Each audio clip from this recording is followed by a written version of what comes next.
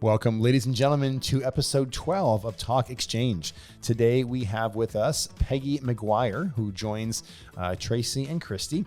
And Peggy operates Strong Families out of the mid-metro Chicagoland area, which is a center within the network of Exchange Club centers for the prevention of child abuse. So Peggy brings a really great, unique perspective to this topic, just given her experience and her expertise in this area throughout her career. She talks about a lot of things in this episode, but I think most importantly, she talks about warning signs and things that we can all do if we happen to observe any potential signs of child abuse. So we hope you get a lot out of this episode. I think it's very important. Again, episode 12, Talk Exchange.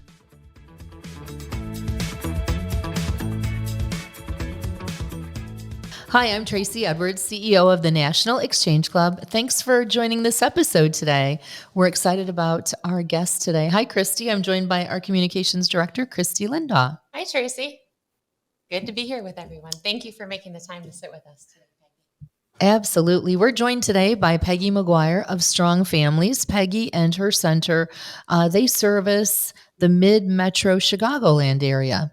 So that's a wide area, I'm sure, with a lot of need, as there is all over the country. Peggy, thanks to you for being a part of the National Exchange Club network of centers. I am so happy to be here. Thanks for the invite. Absolutely. So today, Peggy's going to talk about the center that she operates, the services that they offer to families, and how they're part of the National Exchange Club's network of Exchange Club centers for the prevention of child abuse. So first, Peggy, tell us a little bit about how you started in this field and maybe what you love about it at the end of the day. Sure. Well, this is like my favorite topic. Not how I started in the field, but just talking about the work we do. So I came to the work with Exchange. Actually, I had worked for school district systems for Regional Office of Education, managing at-risk home visitation programming for school districts around the Chicagoland area. And I did that for 13 years. And then prior to that, I was a director for a national adoption agency. So I felt like I had always had a hand in structuring families, helping them get stronger, helping them find resources. And I actually happened to be at a meeting, a large meeting, and somebody sitting next to me was part of the Exchange Club. And they had said, "Oh, we do home visits for families with children birth to 12 at the time." And everything in Illinois ended with home visitation programming birth to 5. And as a veteran in the field, it was unnerving to me when you would not be able to serve families that had a 6-year-old or a 12-year-old or an 8-year-old. And it heightened my interest in joining.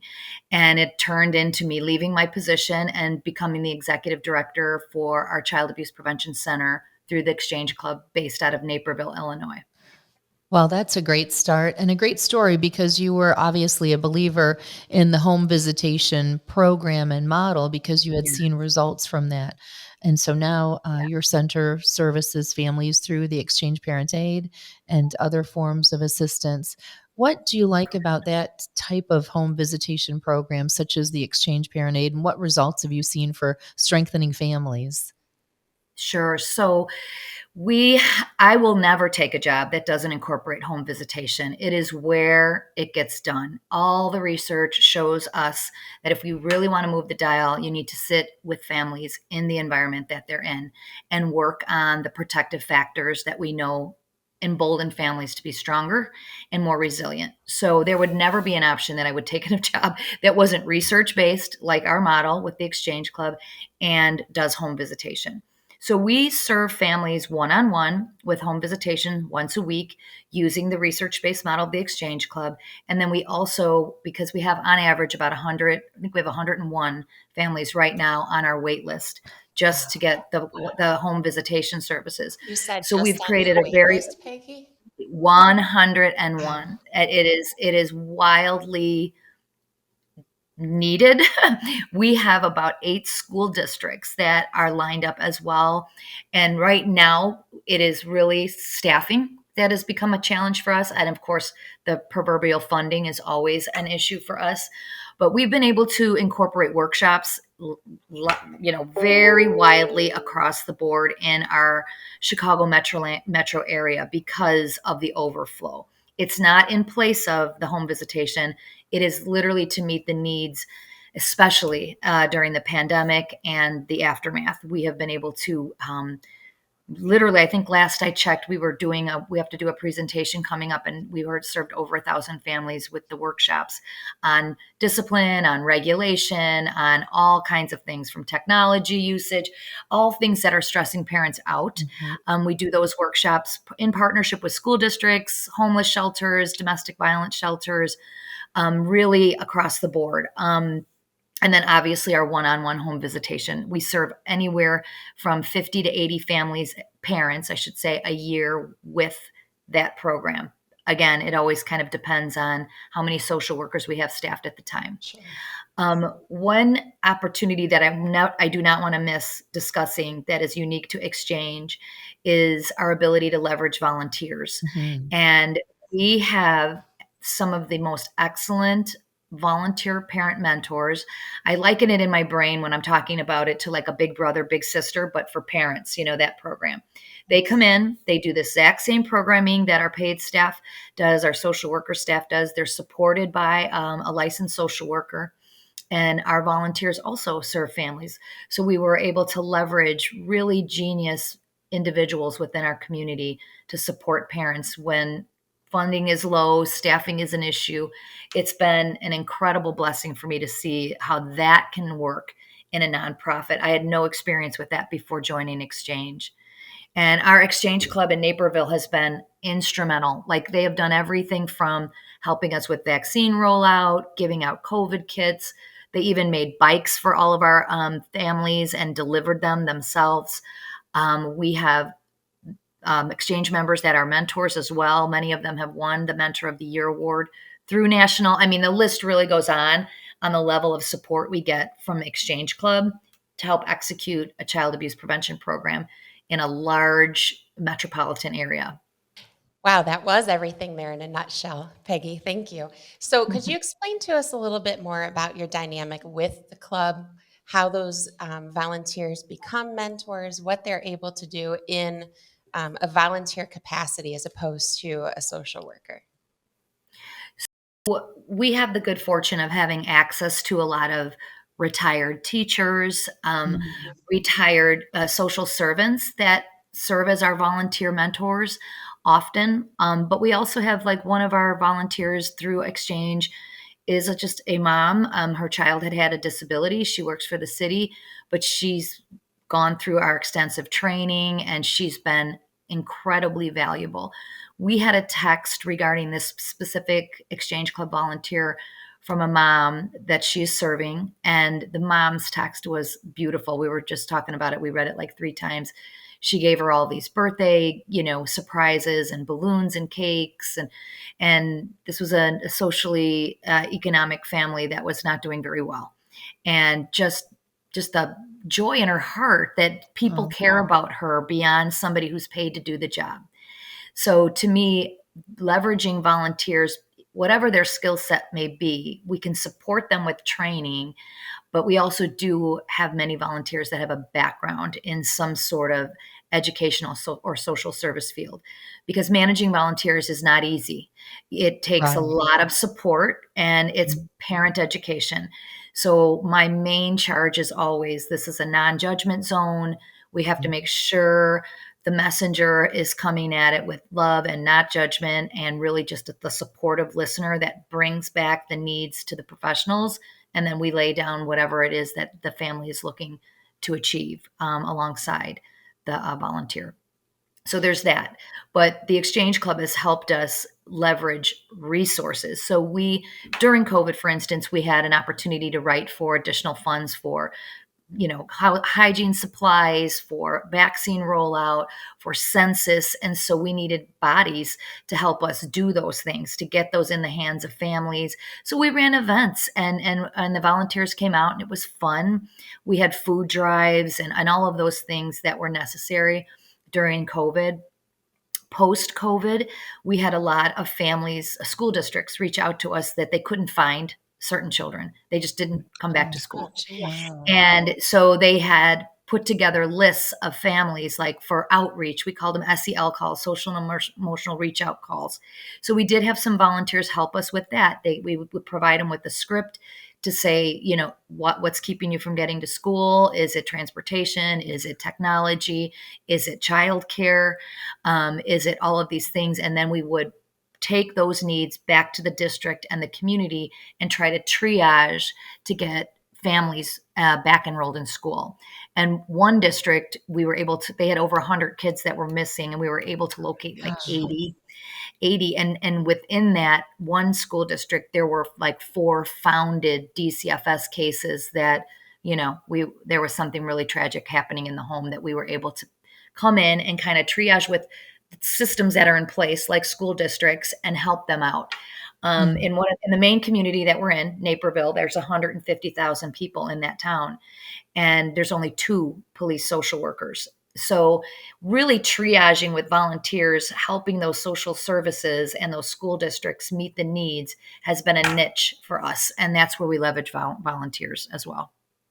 So we've talked before on recent episodes about how we've heard about the increase in mental health needs through the school districts since COVID. And you mentioned just a minute ago about, the little girl just needing to know that somebody cared for her, which is huge. I think that's what we're seeing, right? A lot of kids coming out of COVID feeling insecure, not sure how to go about normal life because maybe they don't remember what normal life was.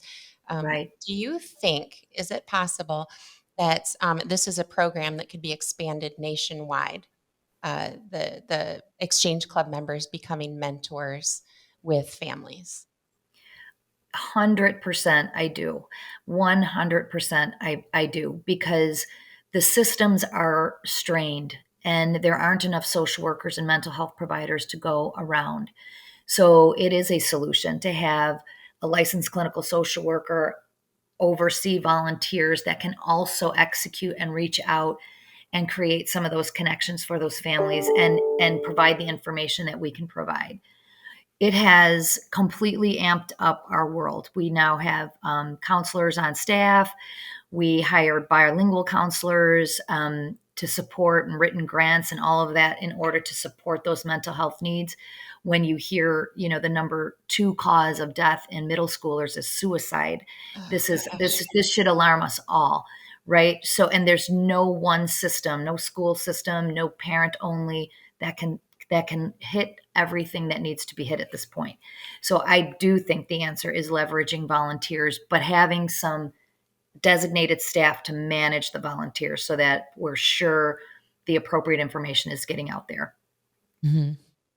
Well, speaking of that, in a very challenging environment that you're in, very emotionally taxing, at the end of the day, what makes you feel inspired and what gives you hope?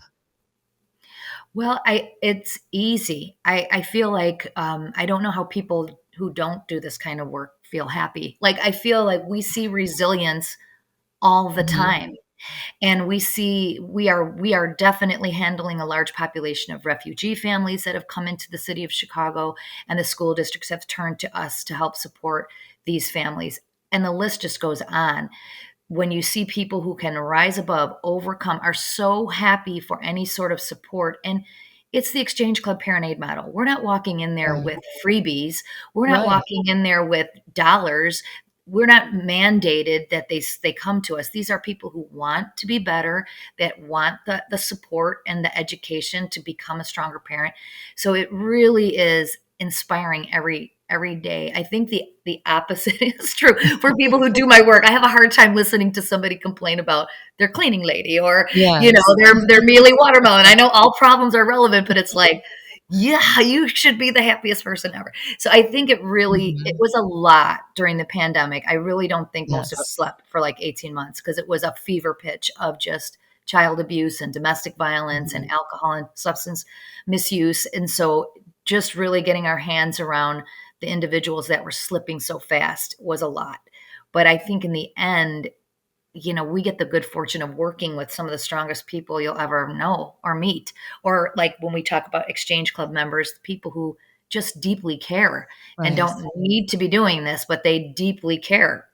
We didn't really see that in the education system when I was just working in that or in just for profit. It wasn't this kind of energy. So I think it's a gift. Yes, it's can be isolating. I don't have a lot of great dinner Right. conversation Mhm. at a Super Bowl party. I just have to say go Chiefs or whatever, but I can't really talk about my day to day at work out in the community because it doesn't hit most people's ears the way it hits the rest of us. But it's been a blessing, and for most of us that do this work, just realizing the resilience of certain people out there. I'm sure, and that makes me think of the value of getting the Exchange Club network together once a year at our annual symposium so that you can be with the same Yeah, people who do the same job, and you can then share those stories and be with people who truly understand because they're working in the same field every day. That's that's right. right. Opportunity for the dinner conversations right Absolutely, there. yeah. Yeah, And right. you see how much our network of Exchange Club members appreciate you and the work you do. I'm sure you That's hear that true. a lot on the convention floor from the people you run into.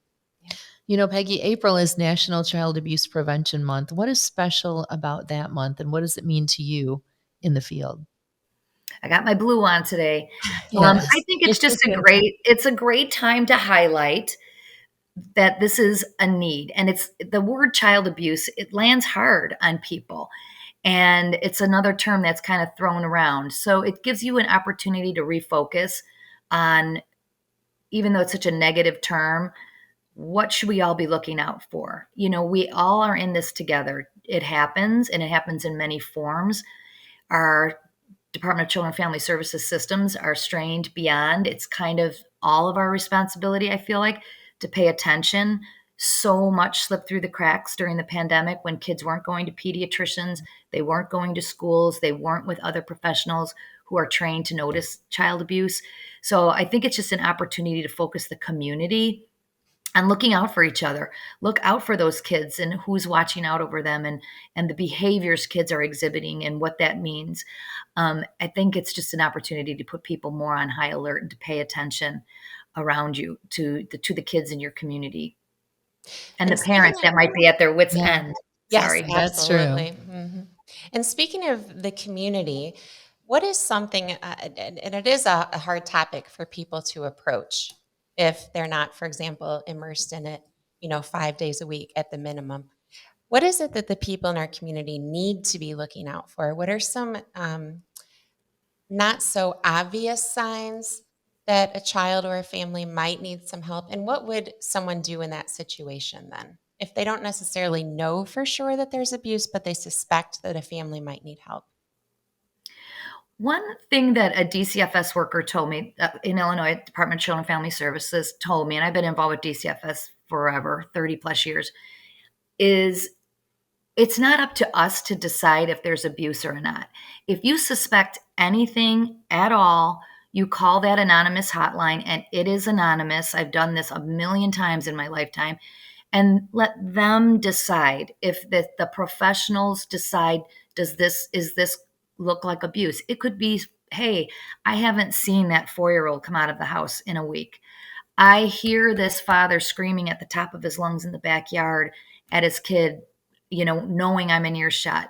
It can be something minor and it can be something major, but you should let the professionals decide, because you don't know if that family's been called on 5 other times. And now we have a record. It might seem like nothing to you. And the idea, I even had a professional tell me, an executive director told me something really significant that she had heard happened at a sleepover party with a 9-year-old. And she was like, oh, I don't know what I should do. I'm like, what? And that is somebody in it. Like, Mhm. they're never going to disclose who it is. That has never happened in all my career. And they do not rush in and take the children and decide later what they're going to do with them. There's no place for children to go, actually. Foster care is very slim to none around our area anyway, but it is an opportunity to get a family some services, to create a paper trail if there is some abuse. It is really just to get over the fear of calling on somebody that when you see something odd. I mean, I have called when I've seen somebody screaming or hitting a child in a car, marked down their license plate and called. And you can call non-emergency police are your friend in your community. And they have social workers on task and they might know of this family. So it really is just not to be afraid to reach out on behalf of the child. You hear far more stories of a kid, something tragic happening to a kid, or a child acting out in a tragic way, bringing a gun to school. And everyone says, well, I knew something, but just to act on it is what we need people to do. You're not going to disrupt an entire family structure if you just sound an alarm bell when something looks off to you. That's great. That's good advice. to know. That's great for every person listening to know. Right. Excellent. Well, thank you. Thank you for joining us, and thank you for being part of the National Exchange Club Network. Any final things that you'd like people to know about the work you do, or the relationship with Exchange, or the value of a Center for the Prevention of Child Abuse? Sure. Well, it is my good fortune to be part of it. I just would love to scream from the mountaintops. There really is not a program that I am aware of, and I worked nationally, that does home visitation birth to 17 that's free. It is not heard of. And now we see there's so much need in that middle school lane and parenting those kids, that if people really embrace that, this exchange club model, when I talk about it, it's always like, what? You guys serve families birth to 17, home visitation for free. You leverage volunteers and a service organization. I mean, it is really a perfect model for engaging the community and meeting a need that, without big government involvement, meaning we don't have to say no to a family just because they don't meet certain state Board of Ed requirements or state, Department of Human Services requirements, that we can open our doors and help anyone that has a child birth to 17 that wants this type of mentorship. It doesn't exist. We are the niche. It's a huge gift. If people knew that, I think they would be clamoring to support what we're doing. Well, that's a great message, and thank you for helping us get that message out. You're absolutely right. We need centers like yours in communities across the country. Yep, I'm happy to do whatever you guys need. We appreciate you. And to our listeners, to learn more about the Exchange Club and getting involved in the great work that Peggy joined us to talk about, please visit nationalexchangeclub.org. Thank you, Peggy, and Thank tremendous you. thanks for being part of the Exchange Network and for the worthwhile work you do every day. Thank you. Thank you, guys.